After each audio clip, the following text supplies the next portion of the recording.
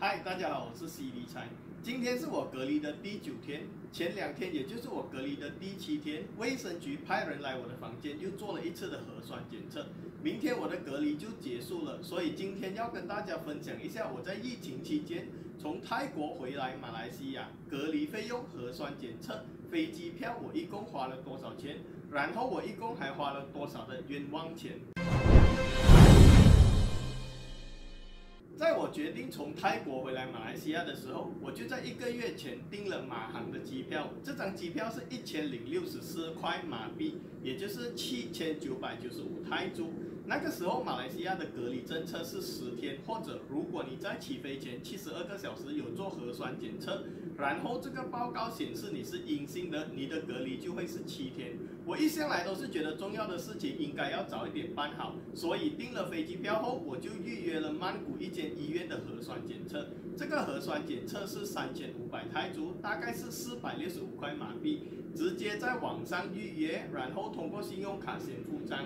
正当我觉得一切都很顺利的时候，马航在起飞的2个星期前通知我说我的机票时间更改了，问我接不接受。在疫情期间，从曼谷直飞吉隆坡的机票可以说是寥寥无几，所以我当然就接受了。因为时间的改变，我在曼谷医院预约的核酸检测就必须要更改日期。这间医院本来是不允许更改日期的，但是最后也是帮我更改了日期。正当我又觉得一切都很顺利的时候，2天过后，马航直接通过电子邮件通知我说我的航班取消了，没有给我任何的建议。所以我就问马航说，我可以不可以退全款？马航说我的机票是不能够退全款的。我上网看了一下，马航下一个航班是我原本的航班的7天之后，所以我联络马航说我想更换日期，同时我也问说这一次这个航班会不会再次的取消。马航的回复是机票可以换日期，不过由于价格有差，我必须加钱，大概是加1000泰铢左右。重点是马航也不能够确定说下一个航班会不会取消，因为这样我预约然后已经付款了的核酸检测也泡汤了。因为泰国刚好赶上第3波疫情，每一天都有太多的人做核酸检测，所以我的预约就没有办法更改日期了。这个时候呢，我已经对马航彻底失去信心了，所以我没有更换我的机票。然后我到 Flight Radar 检查马航的航班，发现它的网站还是有在卖飞机票的，但是其实很多航班到最后都是取消的。放弃了马航过后，我的第2个选择就是泰国航空，也就是 Thai Airways。这一次我就没有直接在网上订飞机票了，我用 Flight Radar 观察了泰国航空曼谷到吉隆坡的航班，同样的可以说全部航班都是取消的。马航不能，泰航也不行，我的第3个选择就是新加坡航空。我把新加坡航空放在最后，是因为必须到新加坡转机才能够回到马来西亚。现在是疫情期间，转机也有转机的规则。同样的，我用 Flight Radar 观察了新航的航班，曼谷到新加坡转机再到吉隆坡的航班，几乎每一天都有起飞。我观察了1个星期，发电邮到新航新加坡樟宜机场，也就是樟宜 Airport。然后新加坡的海关询问看，如果是转机，需不需要做核酸检测？很快的，他们回复我说，如果从曼谷转机是不需要的，也不需要特别的文件，因为我是回到我自己的国家。所以最后我在飞机起飞的24个小时内订了新航的机票，这张机票是1786块马币，也就是13430泰铢，顺利的到机场，然后回到马来西亚。所以我一共花了多少钱呢？马航的飞机票1064块马币，泰国的核酸检测465块马币，新航的飞机票1786块马币。马来西亚的隔离费用1400块10天，因为我没有核酸检测的报告。马来西亚2次的核酸检测150块乘2等于300块，一共是5015块马币，大概是37800泰铢。我一向来都是觉得，如果要搭飞机，很多事情应该要早一点办。但是这次的经验告诉我，疫情期间搭飞机或者做任何事情，真的不需要那么的早付钱。马航的机票和泰国预付的核酸检测，一共花了1529块。这个钱是花了非常冤枉的。幸好我是马来西亚人，隔离费政府有津贴。如果是外国人的话，10天的隔离费是2600块马币。虽然说新航的飞机票在最后一天才购买，比平时贵了一点点，但是达到了目的。这个也是我花钱的原则。你花1000块买了有用的东西就是便宜，你花1块钱买了完全没有用的东西就是贵。今天是我隔离的最后一天，这10天的隔离心情真的是很奇怪的，有一点像从谈恋爱到分手的一段感情。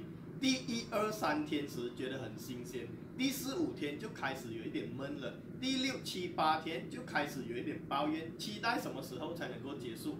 最后一天知道要结束时，却又有一点不舍得，真的是有一点像爱情故事这样子。最后还是要做一个结论，如果你在疫情期间有不得已的理由要跨国进行隔离，比方说回家看父母或者与妻儿相见，敢去做，把它当成是人生中的一种经验。事前做好准备，调整心情。隔离期间可以在房间运动、唱歌、看电影，好好的休息。隔离过后自由了，不管花多少钱，你都会觉得这个钱是值得的。在这边还是要感谢所有为了对抗疫情站在前线的医护人员，还有这间酒店所有的工作人员，在疫情期间要服务我们这些不知道有没有官病的人，也是提心吊胆的。马来西亚人在马来西亚的隔离费用和核酸检测费用，比起其他国家还算便宜，比上不足，比下有余，是能知足心常乐，人道无求，品质高。好啦，今天的影片就到此为止。希望我这一支影片有帮助到想要从泰国飞到马来西亚，然后进行隔离的朋友。也许我遗漏了一些东西，如果你有问题的话，可以留言。喜欢我的影片，请记得点赞、订阅还有分享。在影片的最后，给大家看一下我隔离期间吃的食物。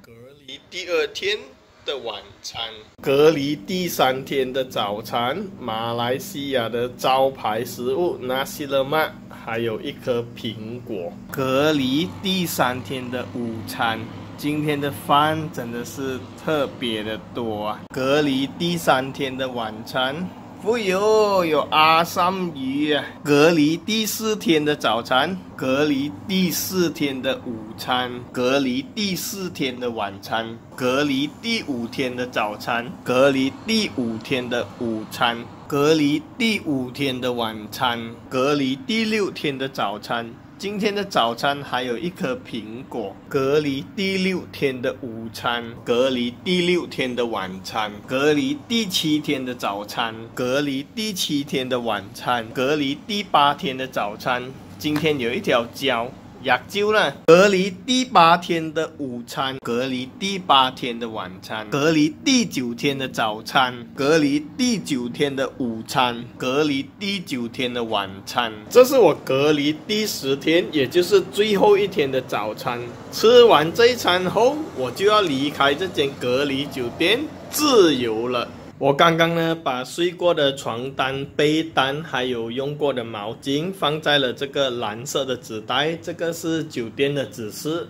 然后呢，所有的垃圾放在了这个黄色的纸袋。现在我就要离开这间房间了。离开这间房间前的最后一句话，这间房间呢，没有值得我留恋的地方。我有生之年呢，都不想要再回到这间房间了。拜拜。